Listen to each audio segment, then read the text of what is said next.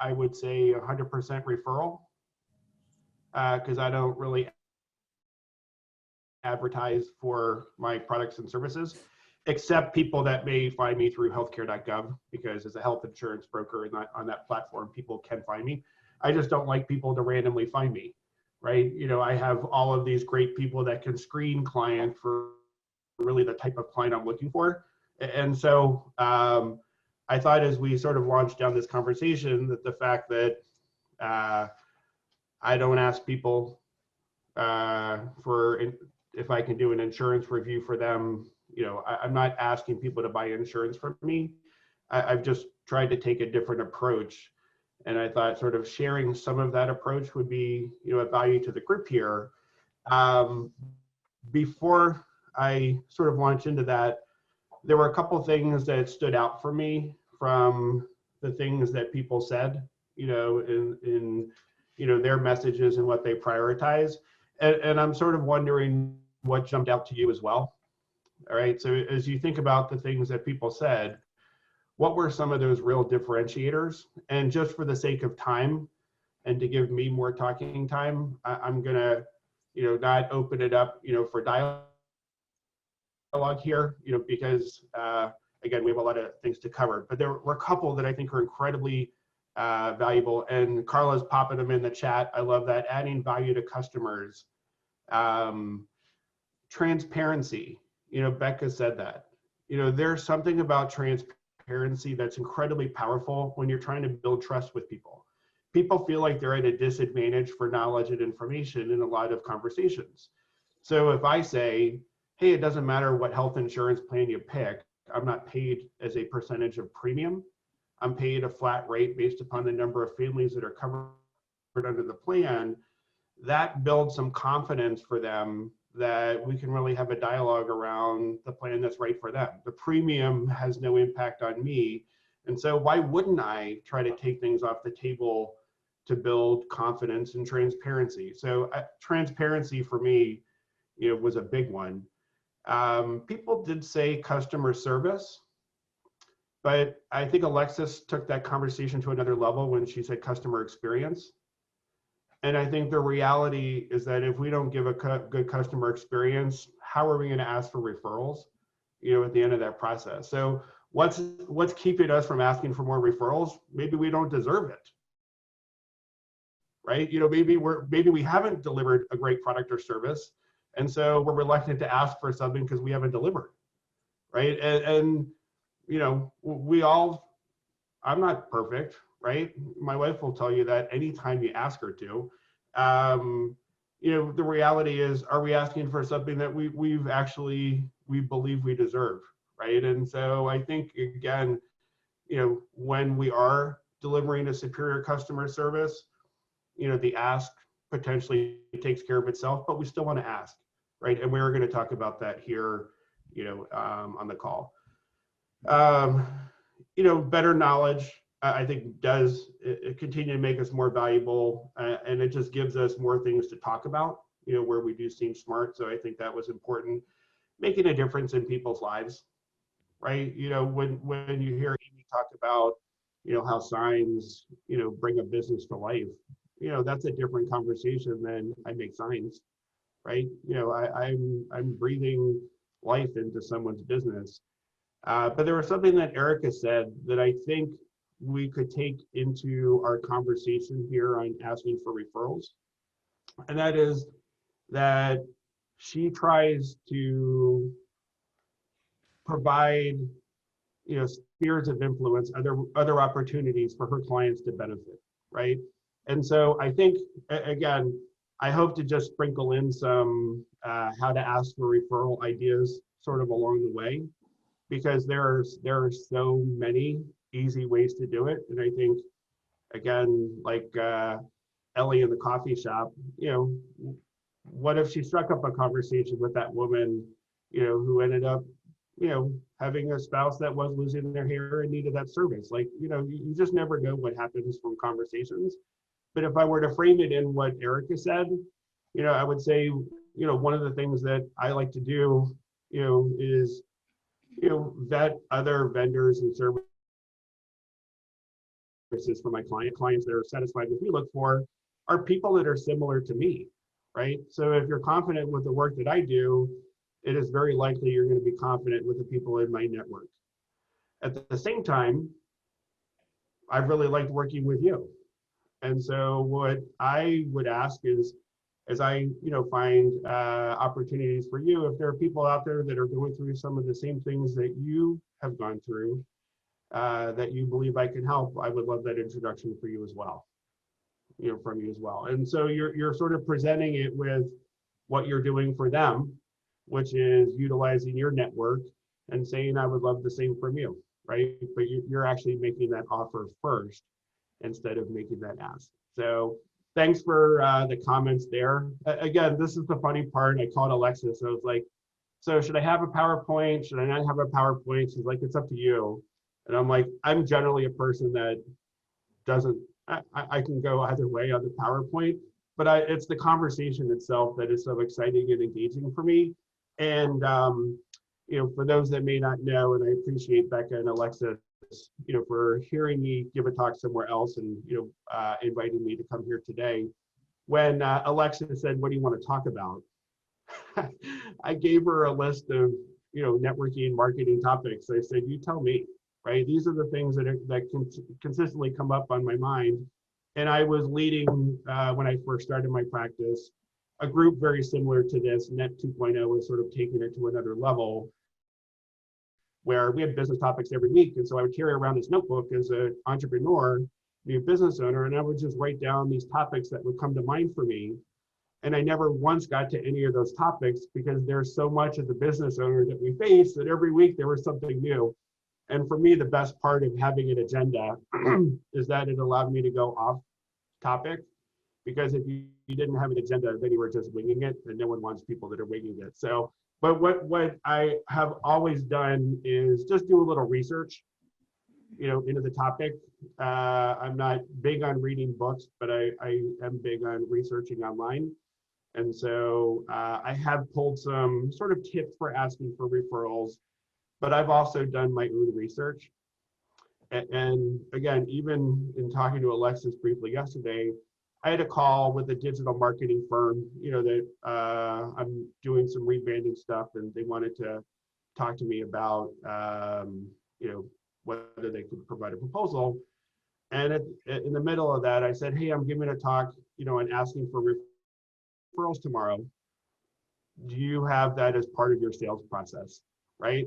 So again, anyone you talk to, there's an opportunity for you to learn from them. Here I am, I'm asking her, hey, what's your process for asking for referrals? And her response was the perfect one, which I will certainly share here as well.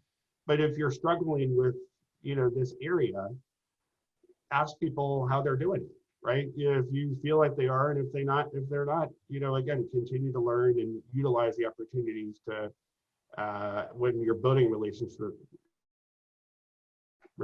with people, to learn from others. So I'm going to hop into the PowerPoint. I apologize for those that hate PowerPoints, but it'll keep me on track a little. And again, we have until noon, right? Just joking. It's 47 slides. We're going to roll through them quickly. So let me share my screen. I did go ahead and close any personal health information that I had on the desktop. All of my passwords should be hidden now. So we should be good to go. So everyone can see my screen? Just a little head nod? Awesome. So this is about the extent of my sort of graphic design work.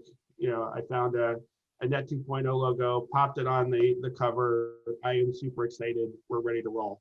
Our topic is asking for referrals. I saw that when it was promoted, that it was promoted related to COVID. But I don't think that this conversation is COVID related. I think it's a broader conversation around, are you referable, right?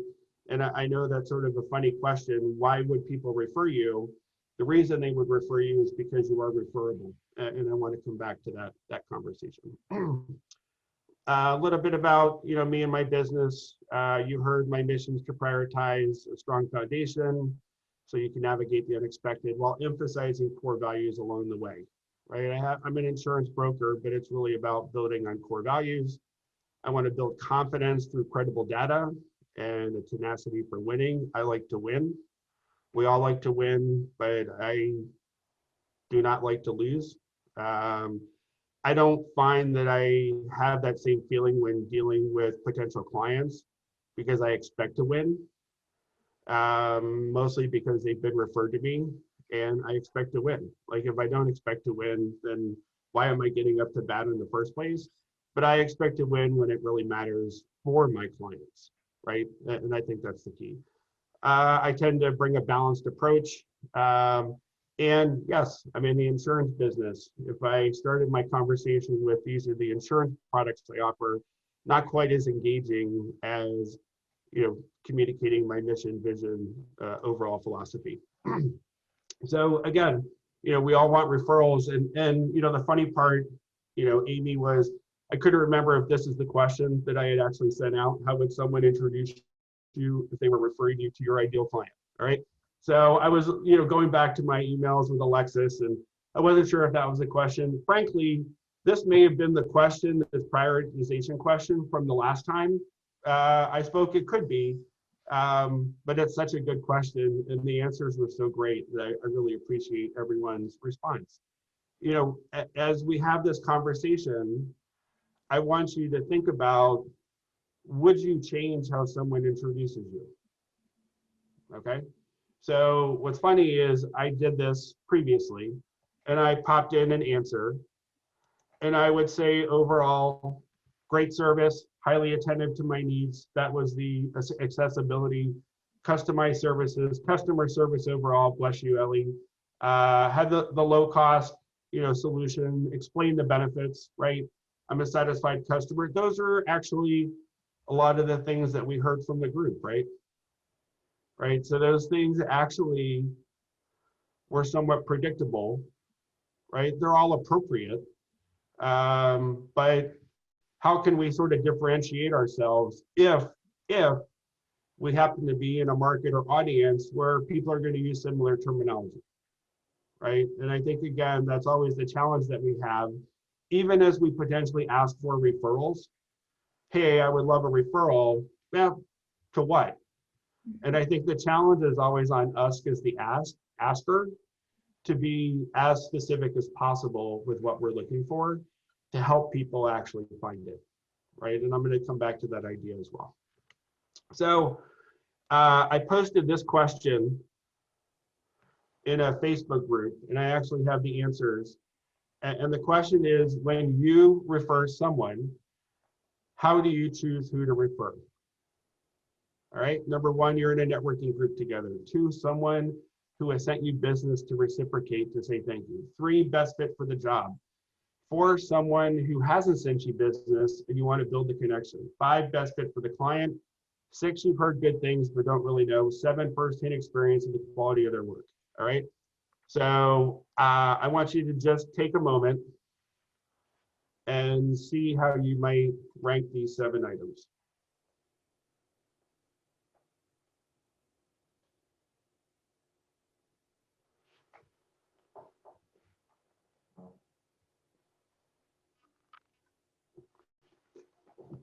While you're doing that, I'll check the chat. Oh, no, I can't. Whoa, we cannot jump ahead. So I can't check the chat. So who wants to? You're getting, Dave, you're getting 3, 5, 7. I say 7 first. I accidentally wrote 3, 5, 7 because I wrote it in numerical order, but in ranking order, 7 is first. The first-hand experience of the quality of their work. My second choice is 3 and 5 seem like pretty similar to me. So number 1, 7, and then 3 and 5. Awesome. Anyone else want to share?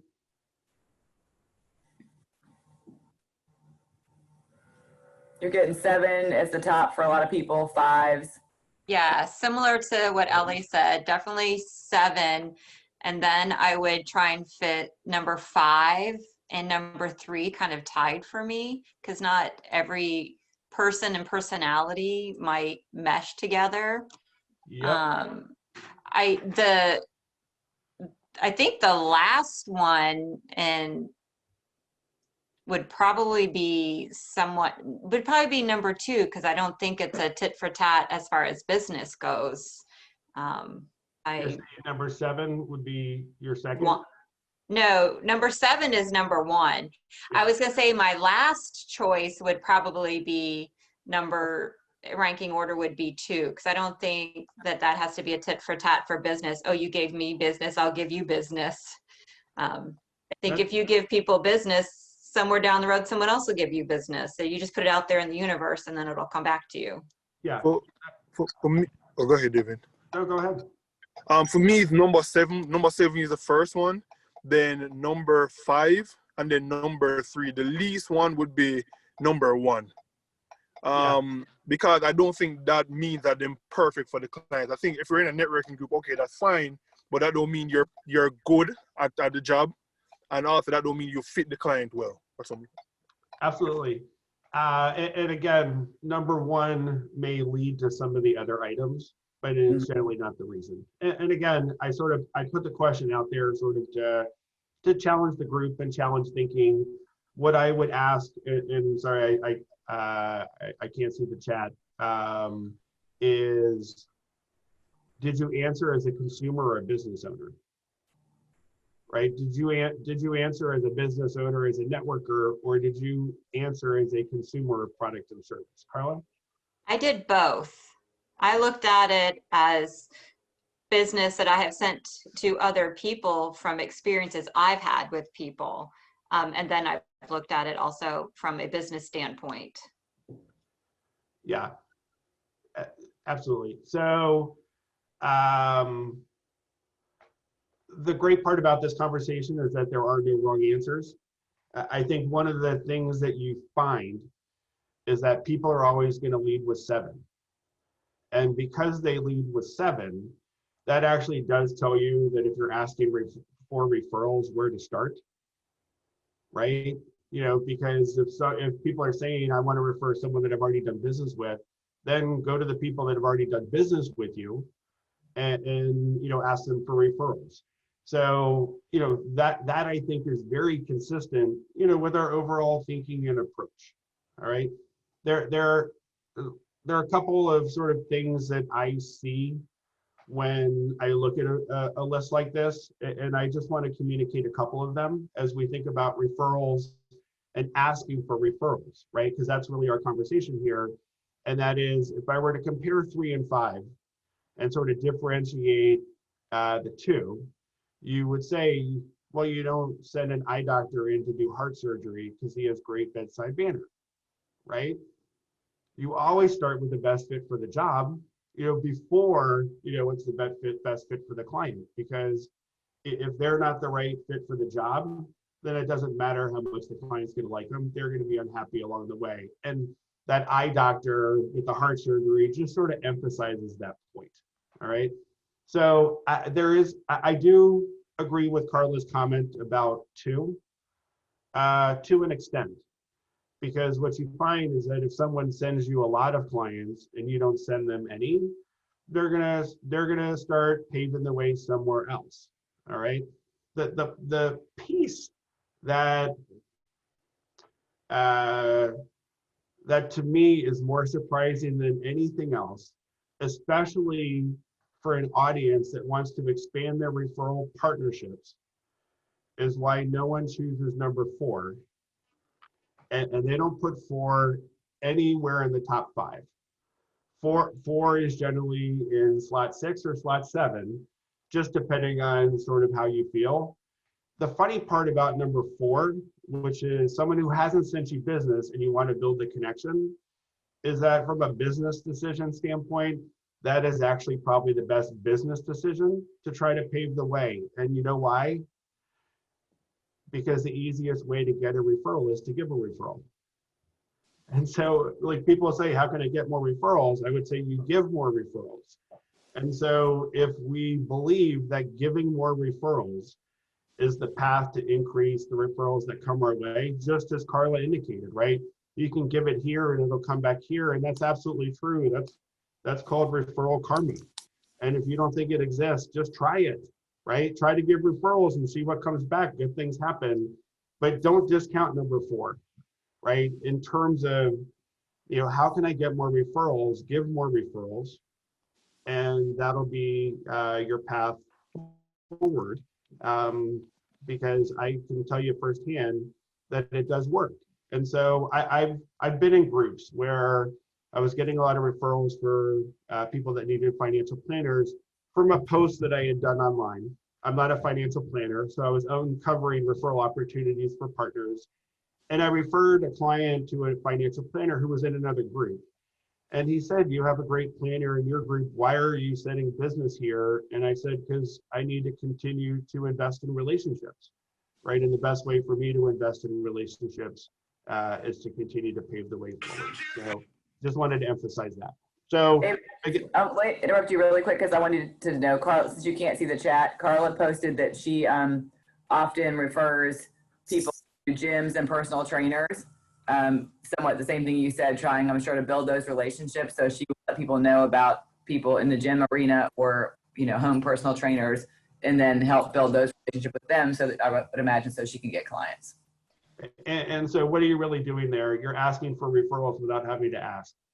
Mm-hmm. Right? When does asking referrals get great? When you don't have to ask. Right? I mean, that's really, that is our conversation here, because I'm not asking for referrals. I thought I would have to, but I haven't had to.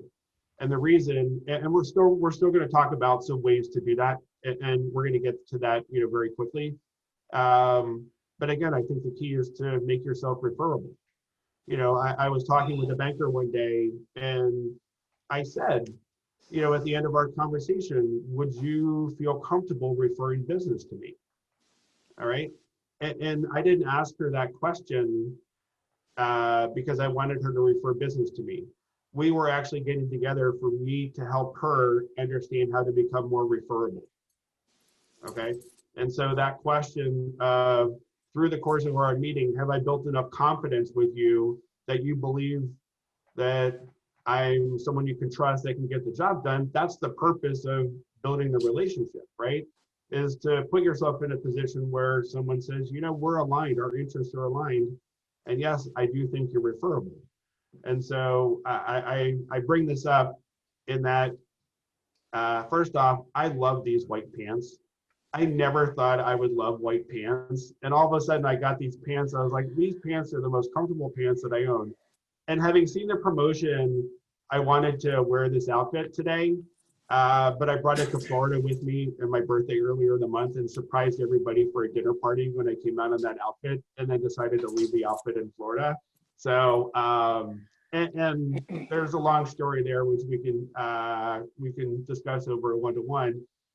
If I wore that every day, maybe it makes me referable, maybe it doesn't, but because I was willing to wear it once, right, it certainly increases my, the fact that I'm a person, right, and brings people a little bit closer. It's part of my brand. It says that even though I'm in insurance, I don't take myself too seriously, even though I have buttoned down and I pulled my hair over today. I don't take myself too seriously. And yes, that jacket does feel very good.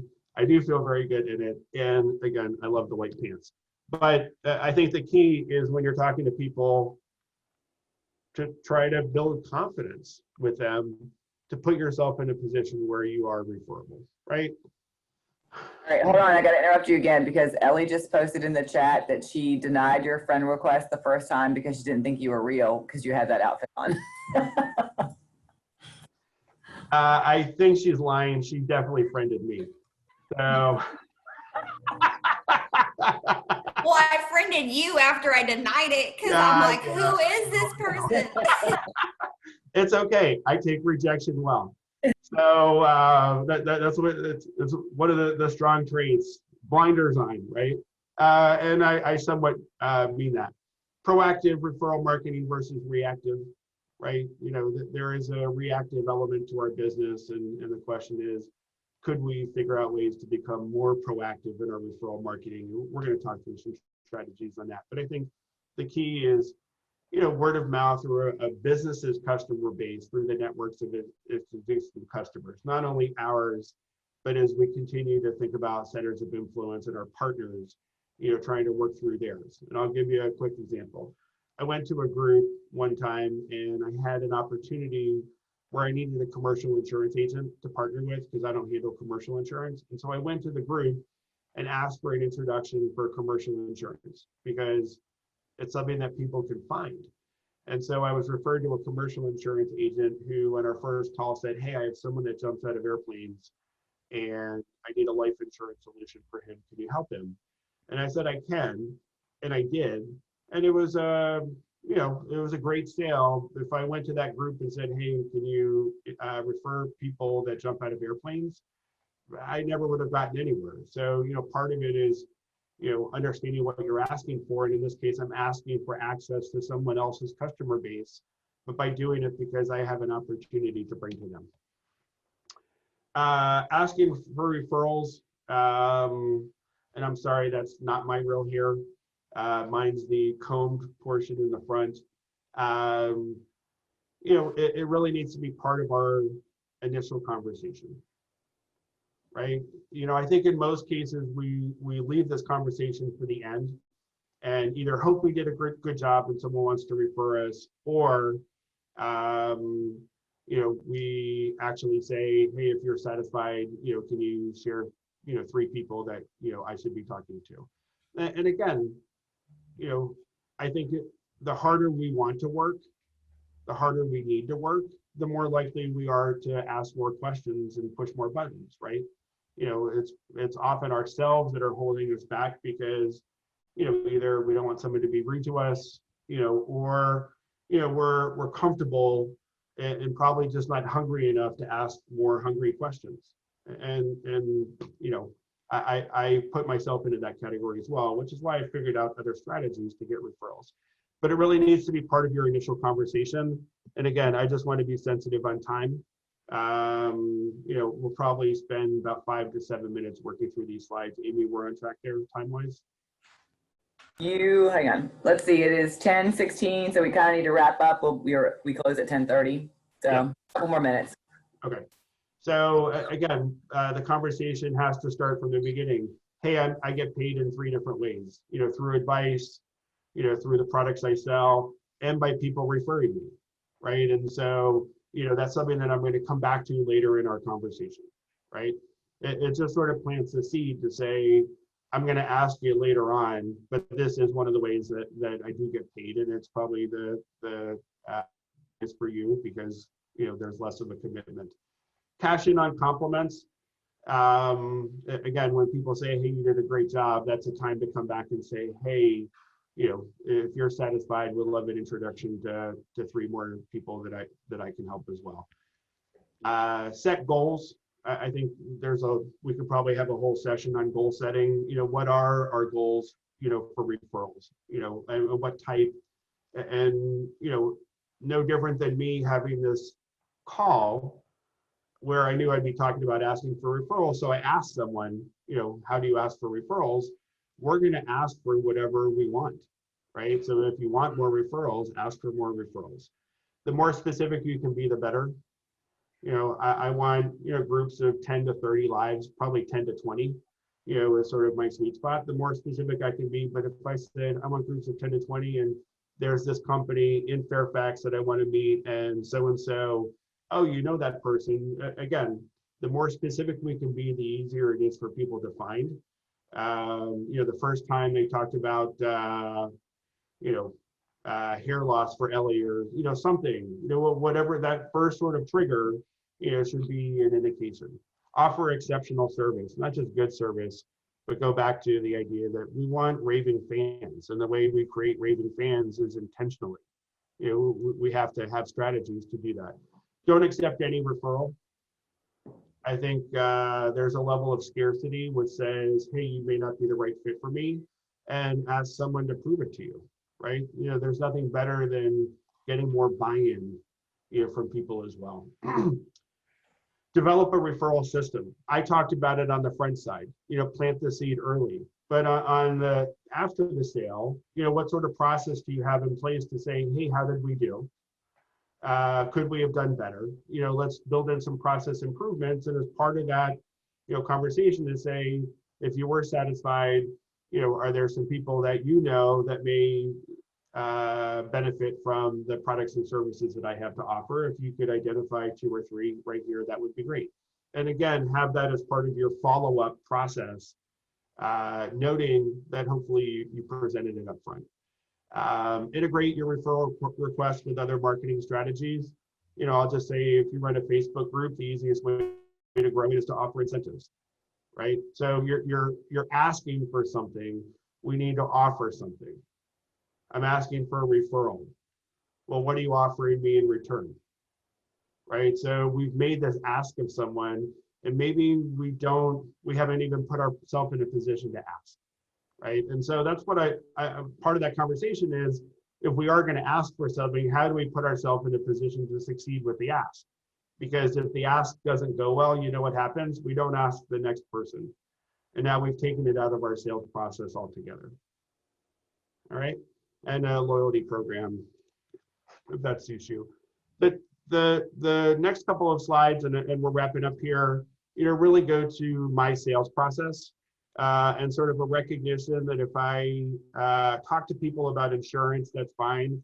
If I talk to people about their core values and their family and build sort of a deeper understanding of why, that it's a sales process that actually allows people to latch on, a little bit more, right? So if you don't have a sales process up front, people don't quite understand how to refer you because they don't quite know what engagement's going to look like, right? And I think that's really the key that I just wanted to share around sales process, is that when I shortchange the sales process, it makes it harder to ask for referrals later on.